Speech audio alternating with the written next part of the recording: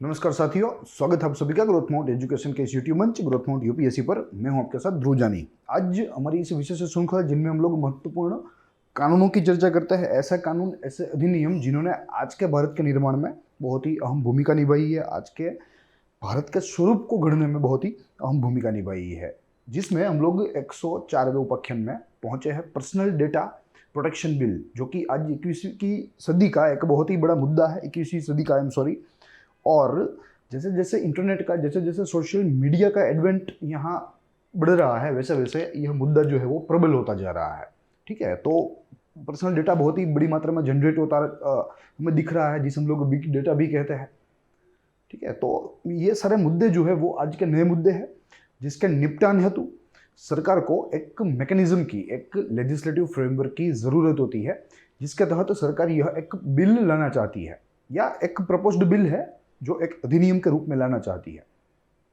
तो आज हमें यहाँ इस उपाख्यान में इस भावी बिल के कुछ महत्वपूर्ण उपाख्यान एवं इसके परिचय एवं इसके पृष्ठभूमि और इससे संबंधित कुछ अन्य बिंदुओं के ऊपर चर्चा करनी है। आप सभी का स्वागत है इस ग्रोथ माउंट यूपीएससी के मंच पर। इस बुक के जो है आधारित यह हमारी श्रृंखला है। यह बुक बहुत ही महत्वपूर्ण है और बहुत ही finely crafted and finely designed, finely compiled for specifically for civil services. ठीक है, जो संधि सेवाओं की एग्जामिनेशंस होती है उनके लिए यहाँ इस बुक का जो है मूलभूत उद्देश्य तैयार करने का रहा है। तो इसका ही उपयोग करते हुए कुछ अन्य माहिती मैं यहाँ जोड़ता हूँ और आपके सामने एक सिंप्लीफाइड रूप में एक पूरा विश्लेषण रखने का प्रयास करता हूँ। साथ ही यह हमारी पूरी श्रृंखला, जिसमें तकरीबन 106 से 107 लेक्चर्स रहेंगे, शेष अब 2 या 3 लेक्चर्स बाकी रहेंगे आज के उपाख्यान के बाद। यह पूरी संपूर्ण श्रृंखला हम लोग आज़ादी के इस अमृत महोत्सव को समर्पित करते हैं। अब शुरू करेंगे हमारी मूल बात। जैसे मैं मालूम है कि जीएस पेपर 3 के साथ जुड़ा हुआ बिंदु है और साइंस एंड टेक की जिसमें बात आएगी, जिसमें जैसे हम लोग आज देखते हैं कि जो इंटरनेट पेनेट्रेशन है, जो स्मार्टफोन पेनेट्रेशन है, किस तेजी से बढ़ रहा है। ठीक है, किस तेजी से हमारे जीवन का वो एक अभिन्न हिस्सा बन रहा है, तो जिसकी बदौलत एक समस्या उत्पन्न हो रही है बड़े पैमाने पर। पर्सनल डेटा, निजी डेटा जो है वो उत्पन्न हो रहा है, जिसका दुरुपयोग हो सकता है। ठीक है, तो यहाँ ऐसे जो है हमारे निजी डेटा को एक प्रोटेक्शन देने के लिए सरकार यहाँ एक बिल के ऊपर काम कर रही है, जो कि एक अपने आप में पेंडिंग है। तो अब देखेंगे, इंट्रोडक्शन से शुरू करनी है। 3 बिंदु है मुख्यतः इंट्रोडक्शन में, जिनमें सबसे प्रथम बिंदु है, The bill was brought before the Parliament in 2019 by Ministry of Information, Ministry of Electronics and Information Technology, जिसे मेटी संक्षिप्त में कहते हैं। ठीक है, तो गवर्नमेंट ऑफ इंडिया के द्वारा ही, आफ्टर ऑल, उसकी एक मिनिस्ट्री के द्वारा यह बिल जो है वो एक प्रकार से आप कह लीजिए कि तैयार किया गया। ठीक है, जो यहाँ प्रावधान है, वो सारी चीज़ें जो है वो यहाँ इस मंत्रालय के द्वारा तैयार की गई, ये हमें ध्यान में रखना है। It provides for the protection of data, personal data of individuals, and also setting up data protection authority. Yes, ऐसा मैकेनिज्म आज भारत में मौजूद ही नहीं है, डेटा प्रोटेक्शन अथॉरिटी। इनफैक्ट भारतीय सोशल मीडिया का जो डेटा है, भारतीय सोशल मीडिया यूजर्स का, वो अपने आप में फॉरेन जो सर्वर्स होते हैं, जो कि भारतीय बाउंड्री के बाहर होते हैं, भारतीय भौगोलिक सीमा के बाहर होते हैं। ठीक है, उनमें स्टोर होता है, फिर वहाँ से दुरुपयोग होता है। पॉलिटिकल जो है एस्पिरेशंस को फुलफिल करने के लिए उसका उपयोग होता है, या अन्य कोई ऐसी महत्वाकांक्षाओं को परिपूर्ण करने के लिए हमारे डेटा का दुरुपयोग होता है। तो एक यहाँ डेटा प्रोटेक्शन अथॉरिटी भी होनी आवश्यक है। साथ ही में जो पर्सनल डेटा उत्पन्न होता है इन सोशल मीडिया प्लेटफॉर्म्स के ऊपर, या अन्य कोई ऐसे इंटरनेट वाया इंटरनेट प्लेटफॉर्म्स के ऊपर, तो उस डेटा का पहला तो स्टोरेज अच्छी तरीके से किया जाना चाहिए, फिर बाद में उसका दुरुपयोग जो है वो नहीं होना चाहिए। और स्टोरेज में एक महत्वपूर्ण बात यह है कि वो जो हो सके, ठीक है, शक्य हो तब तक वो भारतीय सीमाओं के अंदर ही जो है वे स्टोर रहना चाहिए, यानी कि जो सर्वर्स होंगे वे भारतीय सीमा के अंदर होंगे, जिसकी व्यवस्था यहाँ इस कानून में जो है कल्पित की गई है। तीसरा बिंदु यहाँ कहता है कि as of now it has been forwarded to joint parliamentary committee JPC and report of the same to be tabled by the committee before the onset of the budget session 2020। Yes, तो कुल मिलाकर यहाँ यह bill जो है वो joint parliamentary committee के द्वारा आ तो गया, मगर फिर भी कुछ कारणों की वजह से, फिर महामारी आई, तो ऐसे कुछ कारणों की वजह से यह बिल जो है वो पारित नहीं हो पाया है, but the deadline has been extended, तो इसलिए इसकी डेडलाइन जो है वो एक्सटेंड कर दी गई है। तो ये इसके परिचय के बारे में था। अब आगे देखें तो इसके पृष्ठभूमि हमें देखनी है, फिर से 3 बिंदु इसके बैकग्राउंड में देखने हैं, जिनमें सबसे प्रथम है supreme court in the August 2019 gave a landmark judgment wherein the right to privacy was declared fundamental right under the Constitution of India. Yes, right to privacy. Yes, it was declared a fundamental right under Article 21 of Indian constitution. ठीक है, तो ये बात हमें यहाँ ध्यान रखनी है, जो कि भारतीय सर्वोच्च न्यायालय ने ऐसा फैसला दिया। इन जुलाई 2017 government had constituted a committee of experts on data protection headed by Justice B.N. Srikrishnan to analyze issue on data protection. Yes, तो ये नोंदनीय चीज है प्रिलिमिनरी पॉइंट ऑफ व्यू से एवं एक सामान्य ज्ञान में वृद्धि करने की दृष्टि से कि किस महानुभाव के नेतृत्व में यह डेटा प्रोटेक्शन के ऊपर जो एक्सपर्ट्स की कमिटी थी, जो कि सरकार के द्वारा 2017 में केंद्रीय सरकार के द्वारा बनाई गई थी, वो दरअसल B.N. श्री कृष्णा के नेतृत्व में या उसके अध्यक्षता में थी।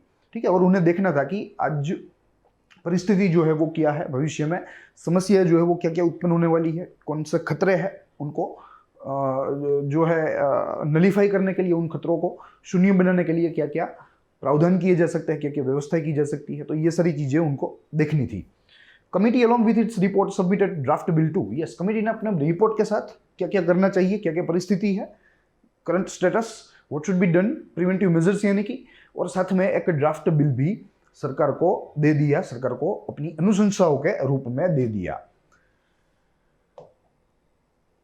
Personal data protection bill 2019 is based on the recommendation of the committee and various stakeholders. Yes, तो यह पूरा जो बिल है वो कमिटी के अनुशंसाओं के ऊपर आधारित है। वो तो एक स्पष्ट बात है, क्योंकि उनके द्वारा ही दिया गया यह ड्राफ्ट है, तो उनका प्रभाव तो होगा ही उनके पूरे नेतृत्व के अभिप्राय का।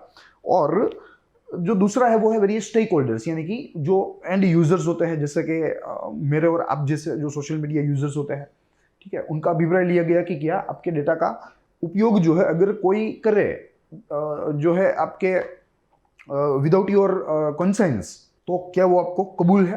ठीक है, तो यहाँ ऐसा स्टेक होल्डर्स साथ ही में यहाँ सोशल मीडिया जो प्लेयर्स है उनको भी साथ में रखा गया, इंक्लूडिंग गूगल, यूट्यूब, फिर social media, core social media players में कह लीजिए फेसबुक है, इंस्टाग्राम है, ठीक है, ट्विटर है, उनको भी यहाँ साथ में रखा गया।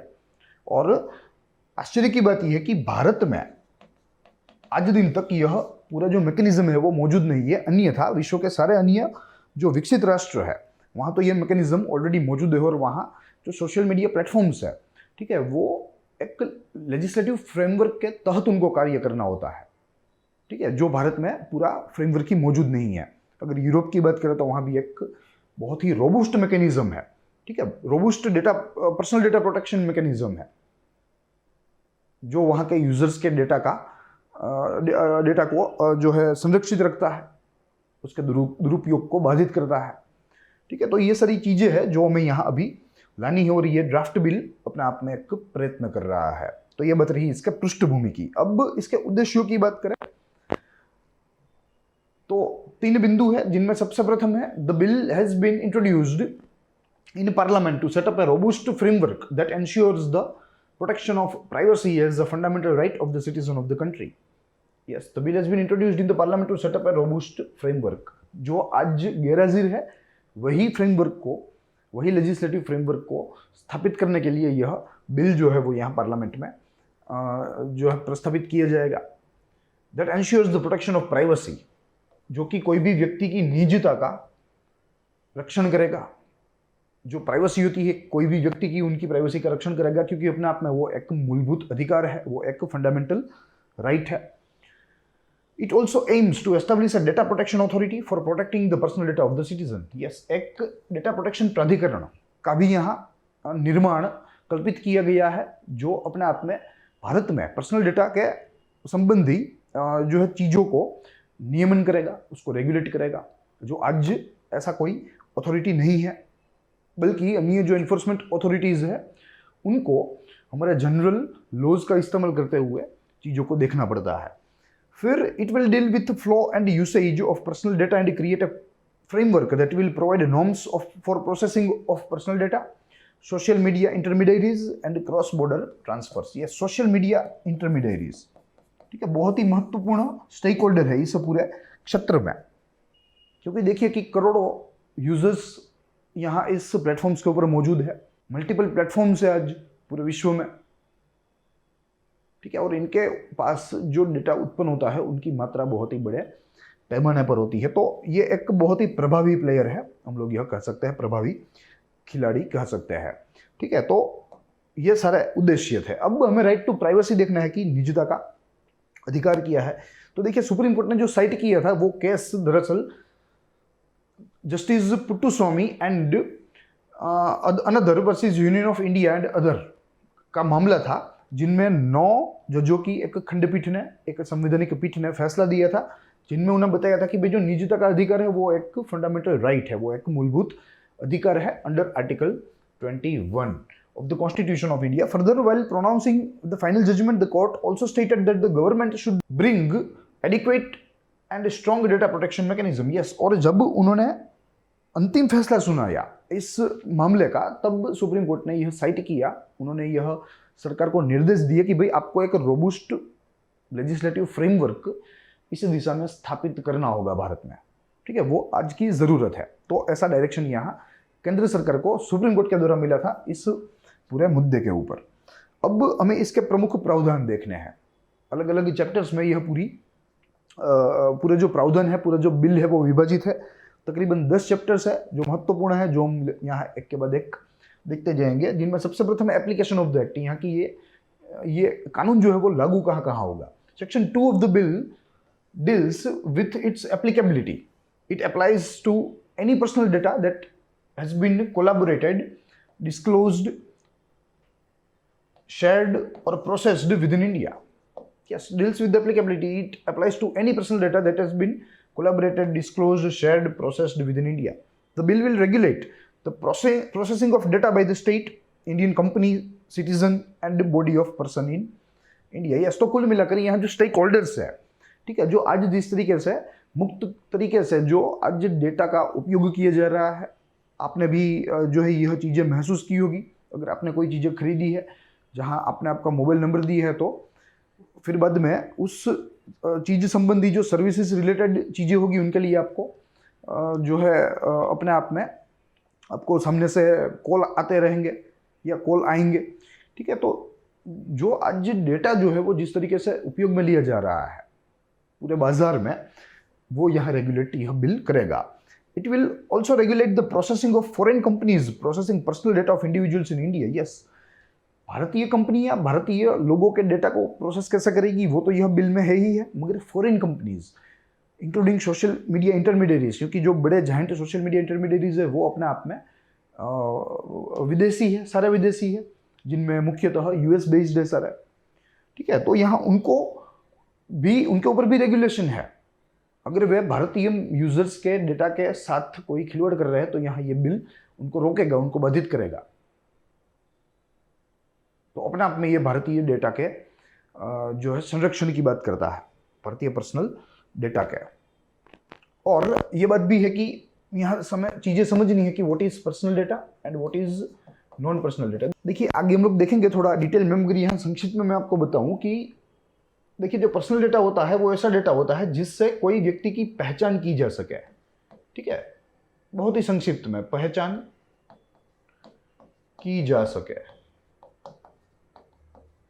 और जो नॉन पर्सनल डेटा होता है वो ऐसा डेटा होता है जिससे कोई व्यक्ति की पहचान नहीं की जा सकती, पहचान नहीं की जा सकती सिंपली, ठीक है, जिसे नॉन पर्सनल डेटा कहते हैं। तो ये एक फंडामेंटल डिफरेंस है। पर्सनल डेटा यानी कि कोई व्यक्ति को पहचाना जा सकता है। अब अगर आप फेसबुक की बात करें तो आप देखिए कि अगर आप पहली बार साइन अप करेंगे, चाहे फेसबुक हो चाहे कोई भी सोशल मीडिया प्लेटफॉर्म हो फॉर एग्जांपल, तो जो आप समझिए कि वो जो फॉर्म आता है इनिशियल फॉर्म, उसमें कितनी माहितियाँ होती है, कितनी माहितियाँ, ठीक है, जो उनके पास इकट्ठी होती है अक्रॉस द ग्लोब। ये बिग डेटा होता है और उनका वे दुरुपयोग कर सकते हैं, ठीक है। फर्दर हम लोग हमारे जो है हमारी हॉबीज़, हमारे इंटरेस्ट शेयर करते हैं उनके साथ। The way we likes the thing on various social media platforms, they observe each and everything, they collect each and every data, ठीक है, कि आपने कौन सी पोस्ट लाइक की है तो वो आपका इंटरेस्ट उसमें से ढूंढेगा। It is all engineered by artificial intelligence, ये बात हमें ध्यान में रखनी है। और फर्दर इसमें बहुत ही बड़ा स्कोप है आर्टिफिशियल इंटेलिजेंस का इस बिग डेटा एनालिसिस में या बिग डेटा एनालिटिक्स में। ठीक है, तो इस तरीके से उपयोग किया जा रहा है। तो यहाँ ये एप्लीकेशन ऑफ एक्ट जो है वो लगभग सारे प्रकार की कंपनियां, चाहे वो भारतीय हो चाहे वो विदेशी हो, अगर वे भारतीय लोगों के निजी डेटा अगर वे कलेक्ट कर रहे हैं तो उनको अच्छी तरीके से उनको स्टोर करना होगा और ये जो है अपना आप में एक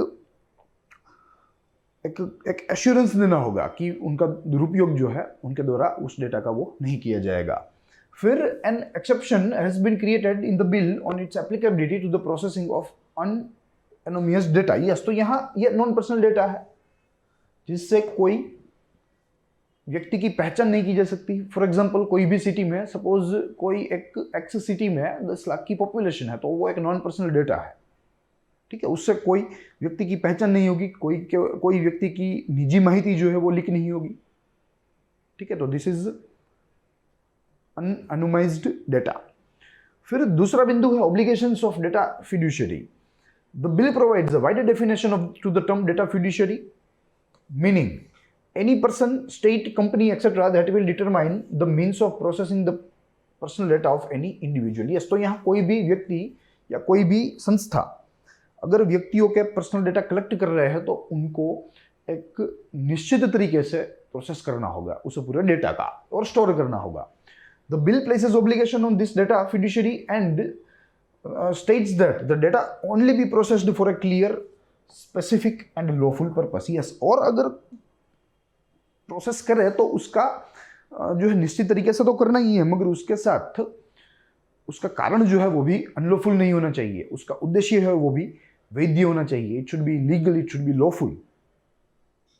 कोई भी फिड्यूशियरी हो जो पर्सनल डेटा कलेक्ट कर रही है, उनको लोगों के डेटा का प्रोसेस करने का कोई अधिकार नहीं है, ऐसा यहाँ स्पष्ट रूप से हमें कहा गया है। The data will be processed only Fairlie and reasonably wherein the privacy of the individual should not be affected। और वो प्रोसेस अगर हो तो इस तरीके से होना चाहिए जिनमें प्राइवेसी है, कोई भी व्यक्ति की निजता, उसका उल्लंघन नहीं होना चाहिए। तो वो यहाँ उद्देश्य के साथ ये डेटा का प्रोसेसिंग किया जाना चाहिए, कोई भी डेटा फिड्यूशियरी के द्वारा। And the processing of data will be determined by consent and reasonable expectations of the use of its data by the individual. Also, the unnecessary collection of personal data should be not done. Yes, unnecessary collection of personal data is also barred here. ठीक है, अगर कोई भी platform को कोई data की जरूरत नहीं है, सपोज कोई भी एक प्लेटफॉर्म को ईमेल की जरूरत नहीं है, तो उन्हें कलेक्ट ही नहीं करना चाहिए। ठीक है, ये प्रावधान भी यहाँ रखे गए हैं। तो अपने आप में इतना डेटा कम कलेक्ट होगा, इतना कम संरक्षित करना होगा।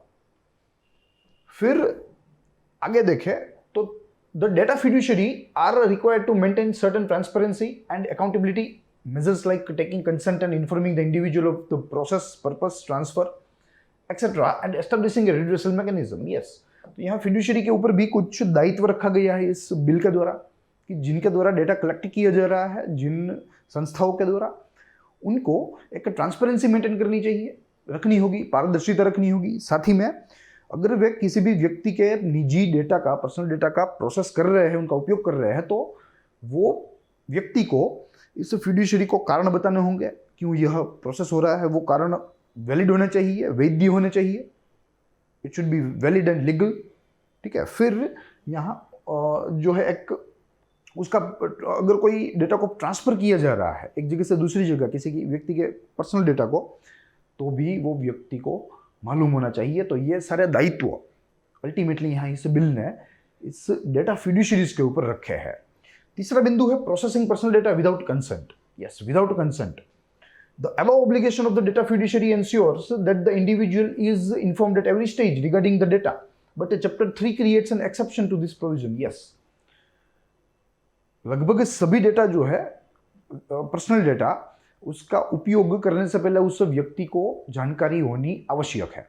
यह बात यहाँ इस बिल ने स्पष्ट की चैप्टर 2 में। मगर यहाँ चैप्टर 3 जो है वो इसमें कुछ अपवाद उत्पन्न करता है, कुछ एक्सेप्शंस है। आइए देखते हैं क्या क्या है वो। It provides a list of grounds wherein data can be processed without taking in consent of any individual like the state for providing benefits on court order, ensuring safety etc. Yes, तो यहाँ कुल मिलाकर अगर राज्य या जो सरकार है अगर वो हरकत में आ जाए तो उनको कुछ यहाँ सत्ताएं मिली हुई है कि जो पर्सनल डेटा का उपयोग कर सकते हैं कोई भी व्यक्ति के जो है व्यक्ति की जानकारी के बिना, उनकी जानकारी के बाहर। तो ये यहाँ राज्यों को सत्ता मिली हुई है, स्टेट को कोई बेनिफिट्स देने के लिए, ऑन कोर्ट ऑर्डर अगर कोई अदालती आदेश हो तो उसके ऊपर, और अगर राज्य को लगे कि कोई सेफ्टी संबंधी कोई सुरक्षा संबंधी मामला है तो उस मामले में। ठीक है, तो कुल मिलाकर यहाँ सरकार एवं जुडिशरी को ये अपवाद या अपवादिक सत्ता जो है वो मिली हुई है। चौथा अध्याय कहता है sensitive personal data.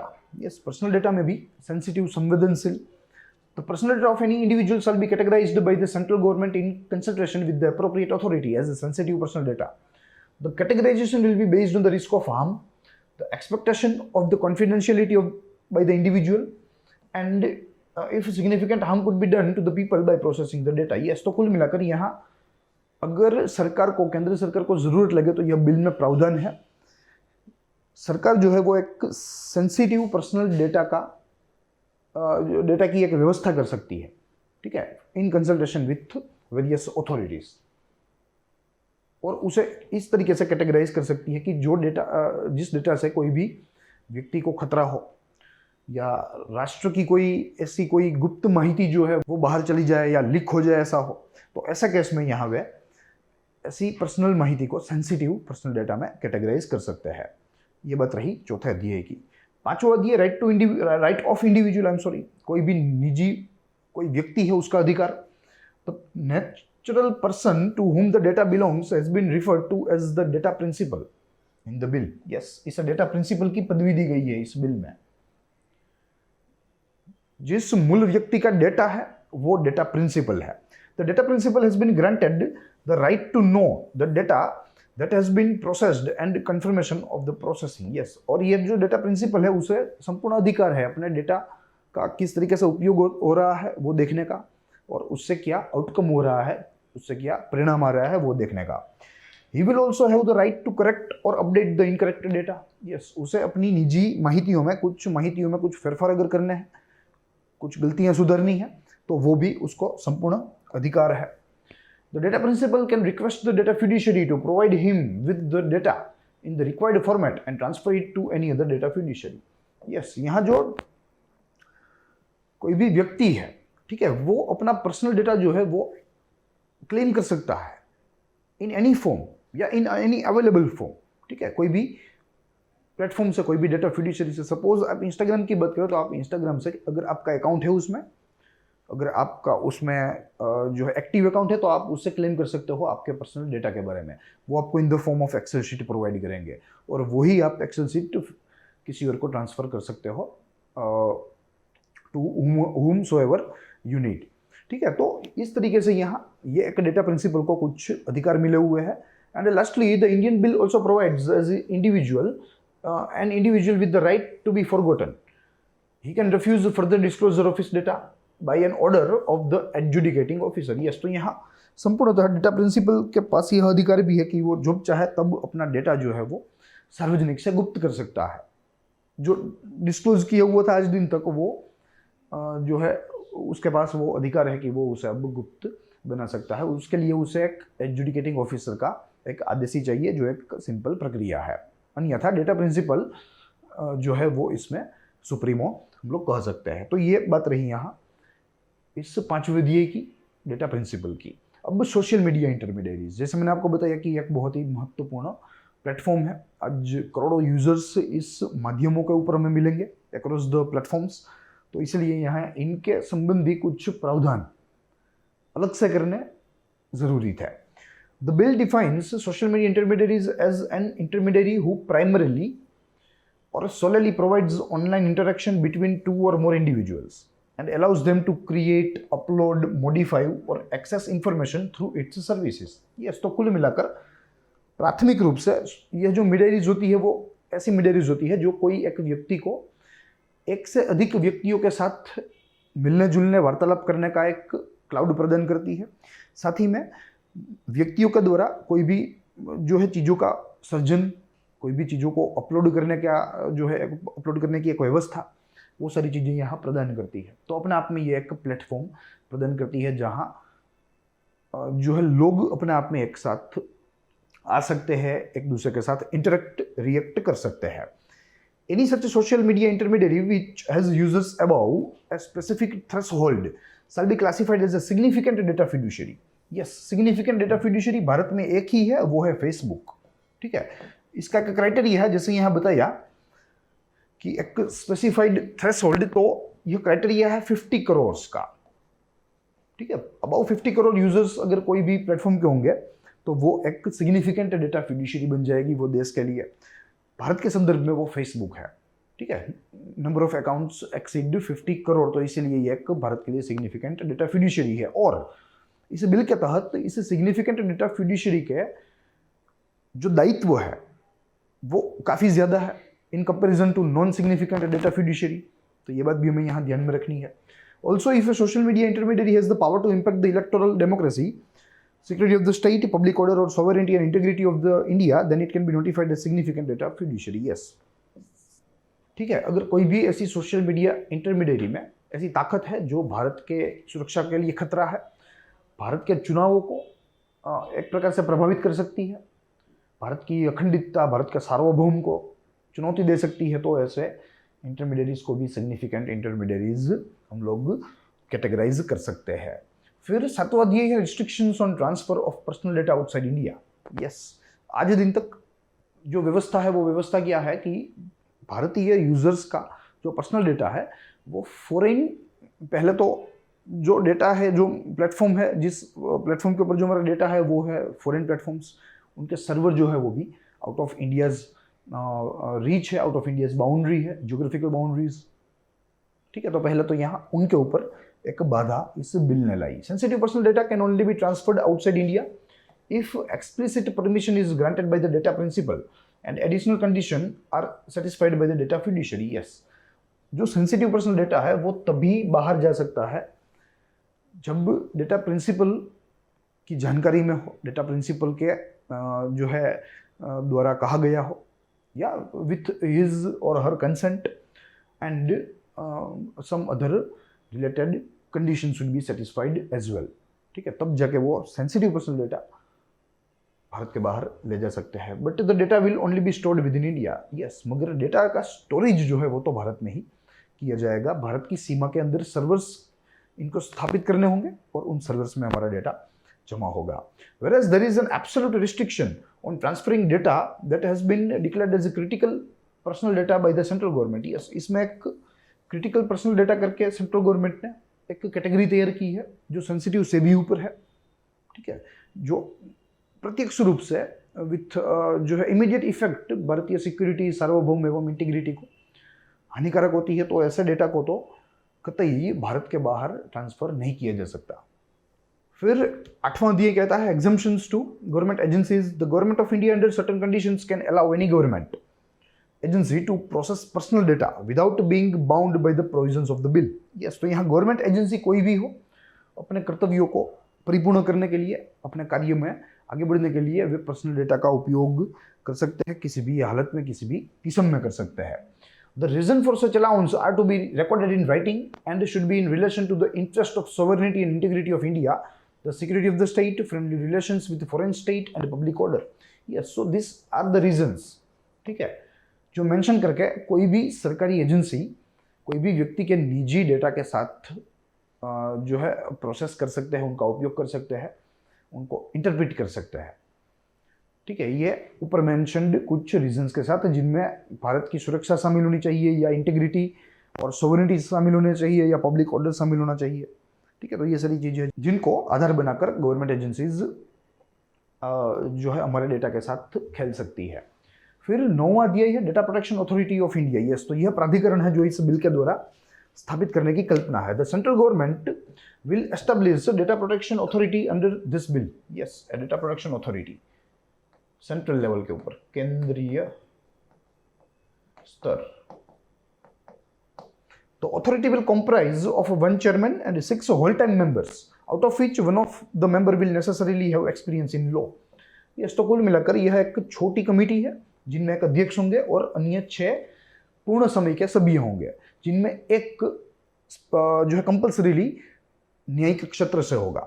The authority will have the duty to protect the interest of the data principal, यानी कि जिसका डेटा है, जो डेटा का मालिक है, मूल मालिक जो है, उनके हितों की रक्षा करने का उद्देश्य है यहाँ इस अथॉरिटी का। To prevent misuse of personal data, निजी डेटा के दुरुपयोग को रोकना, यह भी एक इसका उद्देश्य है। Ensure compliance with the law, yes, law के साथ, इस कानूनी प्रावधानों के साथ इस क्षेत्र का नियमन करना। And promote awareness regarding data protection, ठीक है, और डेटा प्रोटेक्शन, डेटा कितना कीमती है उसके बारे में एक जागरूकता फैलाना। तो कुल मिलाकर यहाँ ये डेटा प्रोटेक्शन अथॉरिटी के ऐसे ऑब्जेक्टिव्स थे। अब 10वां बिंदु कहता है अपीलेट ट्रिब्यूनल, क्योंकि यहाँ रिड्रेसल मैकेनिज्म भी है, ग्रीवेंस रिड्रेसल भी है, जो शिकायतें हैं उनके निपटान के लिए भी एक बहुत ही अच्छा तंत्र जो है स्थापित करने का प्रावधान है। The central government will also establish an appellate tribunal which will act as an appellate authority for persons aggrieved by the decisions of the adjudicating authority and data protection authority. Yes, तो ये एक थोड़ा सा ऊपर स्तरीय है, जिनमें देखिए यहाँ सबसे प्रथम तो आता है एडजुडिकेटिंग अथॉरिटी, एडजुडिकेटिंग, फिर उसके ऊपर डेटा प्रोटेक्शन अथॉरिटी, फिर उसके ऊपर जो है अपीलेट ट्रिब्यूनल, फिर इसके ऊपर आएगी हाई कोर्ट और सुप्रीम कोर्ट। ठीक है, तो यह ढांचा है। जो व्यक्ति, जो पक्ष यहां इन दोनों स्तरों के निर्णयों के साथ सम्मत नहीं है, वे फिर बाद में अपीलेट में जाएंगे। तो यहाँ अपीलेट के लिए भी, अपीलीय अदालत के लिए भी प्रावधान है इस कानून में। ठीक है, तो ये सारे कुछ प्रमुख प्रावधान थे जो कि हमें इस बिल के बारे में बहुत ही महत्वपूर्ण माहिती प्रदान करते हैं एवं एक समझ भी प्रदान करते हैं। अब यहाँ हमें इसके क्रिटिसिज्म यानी कि इसकी आलोचना एवं इसके महत्व के बारे में देखना है। सबसे प्रथम बिंदु देखेंगे, क्रिटिसिज्म से शुरुआत करेंगे। Major problem with this bill is that it has given immense power to the government agencies to act as a surveillance over the citizen. Yes, क्योंकि यहाँ जैसे हमने देखा कि इन 5-6 कारणों को आगे रखते हुए उनके आधार पर सरकारी एजेंसीज जो है वो भारतीय लोगों के निजी डेटा के साथ वो खेल सकते हैं, वो जैसे चाहे खेल सकते हैं। तो यहाँ सबसे प्रथम आलोचना ये है कि उनको एक बहुत ही ज़्यादा सत्ता, बहुत ही ज़्यादा ताकत दे दी गई है। With this government can introduce into the privacy of any individual whenever it feels it is necessary to protect the sovereignty, integrity, security of the nation. Yes, दूसरी आलोचना भी यही है कि सरकार जब चाहे तब इन सारी चीजों के नाम के ऊपर सरकार कोई भी व्यक्ति की निजता में प्रवेश कर सकती है, जो यहाँ सुप्रीम कोर्ट ने बाधित किया है। ठीक है, तो ये 2 मुख्य इसकी बड़ी आलोचना यहाँ कही गई है। ऑन द अदर हैंड हमारे पास इसके कुछ महत्व के बिंदु भी है। जैसे हमने देखा कि ये बिल जो है वो अपने आप में बहुत ही महत्वपूर्ण है, क्योंकि जो रोबूस्ट मैकेनिज्म भारत में नहीं है आज दिन तक और विश्व के अन्य देशों में ऑलरेडी स्थापित हो चुका है, ऑलरेडी ऑपरेशनल हो चुका है, वो यहाँ अब स्थापित करने की बात है। तो ये अपने आप में एक प्रोग्रेसिव स्टेप जरूर है। Today every country is building its data protection regime. This bill is positive step by the Indian government in crystallizing the Indian data protection law to meet the global challenges. Yes, तो इस 21वीं सदी की इस वैश्विक समस्याओं के निपटान हेतु यहाँ यह डेटा प्रोटेक्शन रोबूस्ट मैकेनिज्म जो है, लेजिस्लेटिव मैकेनिज्म या फ्रेमवर्क, वो होना अनिवार्य है और भारत उसी दिशा में कार्य कर रहा है। Bill like it's European counterpart GDPR has tried to create a balance between the rights of the individual and immense power that the giant technology firm holds. Yes, तो यहाँ एक संतुलन क्रिएट करने का प्रयास किया गया है इस कानून के द्वारा, जिनमें एक बाजू व्यक्तियों की निजता के अधिकार की बात की गई है, मूलभूत अधिकार है जो, और दूसरी बाजू इन जायंट फर्म्स के साथ, इन टेक्नोलॉजी या सोशल मीडिया फर्म्स के साथ जो सत्ता के रूप में डेटा है, ठीक है, उन दोनों के बीच में यहाँ संतुलन उत्पन्न करने का प्रयास इस बिल के द्वारा किया जाएगा। आगे चलकर यही बिल भारत में लागू होगा। अब देखेंगे personal data versus non personal data, जिसका आइडिया मैंने आपको दिया था। यहाँ कुछ जो है माहितियां, अन्य माहितियां जो हम लोग देखते चलेंगे। Personal data refers to any information that is directly related to any identified or identifiable individual. Personal data relates to the identity, characteristics, traits, attributes of the natural person, whereas the sensitive personal data excludes sexual orientation, political ideology, health details of the individual, etc. Yes, so this is sensitive personal data. देखिए आप कितना यहाँ अच्छा categorisation किया है। Personal data वो है कि जिससे प्रत्यक्ष रूप से कोई भी व्यक्ति को पहचाना जा सके, जिसमें नाम है, एड्रेस है, फ़ोन नंबर है, इत्यादि चीज़ें हैं। और सेंसिटिव पर्सनल डेटा जो है वो ऐसा डेटा होता है जो कि उसमें सेक्सुअल ओरिएंटेशन इंक्लूड होता है, उसमें हेल्थ जो डिटेल्स है कोई भी व्यक्ति की वो इंक्लूड होती है, उसमें उस व्यक्ति की पॉलिटिकल आइडियोलॉजी इंक्लूड होती है। तो ये सेंसिटिव पर्सनल डेटा है। और यहाँ आजकल सोशल मीडिया इंटरमीडियरीज इन सेंसिटिव पर्सनल डेटास के साथ खेल रहे हैं, ठीक है। और इसमें से इन जो है डेटास को बेच के बिलियंस ऑफ रुपीज़ का जो है रेवेन्यू जनरेट कर रहा है। तो ये बात यहाँ हमें समझनी है। The other form of data is non personal data which is aggregated in manner that any individual cannot be identified through it. Yes, which is non personal data, उसके ऊपर कोई बाधा नहीं है, उसको आप जब चाहे जैसे चाहे जो है उसको आप अपने आप में प्रोपोगेट कर सकते हैं। एनोनिमाइजेशन refers to a process in which personal data is transformed in such a way that the individual referred to it in the data cannot be identified by it. Any data that has undergone the process of anonymization is referred to as anonymized data.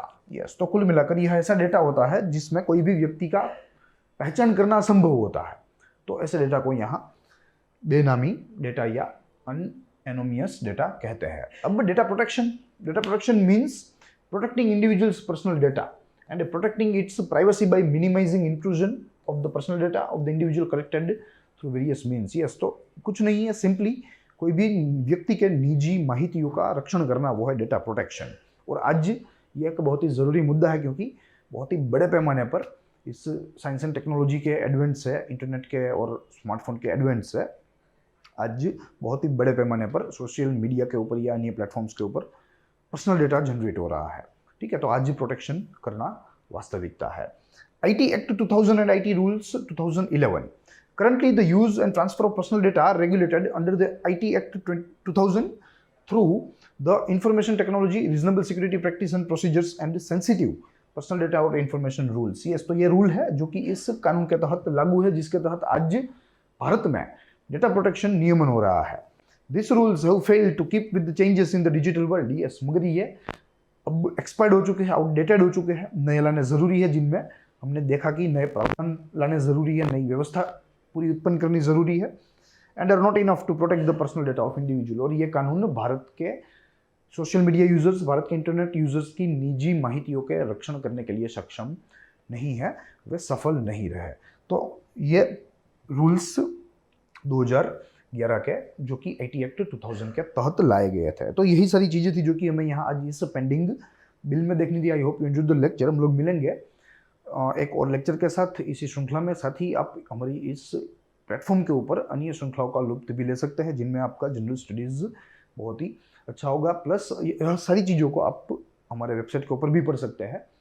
वहाँ से आप मुद्दा wise जो PDF है topic wise, वो भी आप वहाँ से डाउनलोड कर सकते हैं। तो आप आज ही हमारी वेबसाइट की मुलाकात लीजिए, हमारे साथ रजिस्टर कीजिए।